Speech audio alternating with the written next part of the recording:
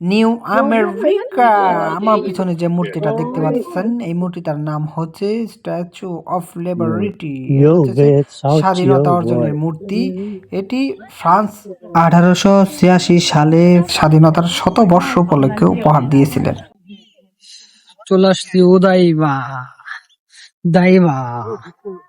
তো এখানে বসার সুন্দর একটি জায়গা। আর মূর্তিটি ডিজাইন করেছিলেন ফরাসি আগস্ট বার্থোলি, যা স্বাধীনতা সাগর গণতন্ত্রের প্রতীক হিসেবে পরিচিত। কি ভিউ! ও দেখেই তো মনটা জুড়িয়ে যায়। সেই রকম একটা ভিউ। নিউ আমেরিকা, এটা পৃথিবীর ভিতরে আমেরিকা দ্বিতীয়। আসলে জাপান হচ্ছে আমেরিকার স্বীকৃতি পাওয়া একটি দেশ, কারণ এখানে যখন পারমাণবিক বোমা মারে তারপর থেকে জাপানকে আমেরিকা টেগেল বা পরিচালনা করছে। এজন্য এই সমস্ত কিছু এমন ভাবে তৈরি করা হয়েছে যাতে আমেরিকার সাথে মিল থাকে। ওদাইবা খুবই সুন্দর একটি জায়গা, ব্যাপক একটা সুন্দর জায়গা। যত মানুষ ঘুরতে আসেন তারা এখানে একটু হলেও একবার হলেও আসেন, কারণ এই জায়গাটা ব্যাপক সুন্দর। এবং আমেরিকান যে নিউ ইয়র্কের মূর্তিটা, এই মূর্তিটা দেখার জন্য অনেকেই ছুটে আসেন এই ওদাইবাতে। জায়গাটা অনেক সুন্দর দেখতে পারতেছেন।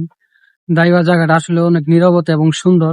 এখানে আপনারা আসলে খুবই ভালো লাগবে। পাশে গাছ, তার পাশে হইতেছে বিশাল বড় একটা বিল্ডিং এর উপরে বল।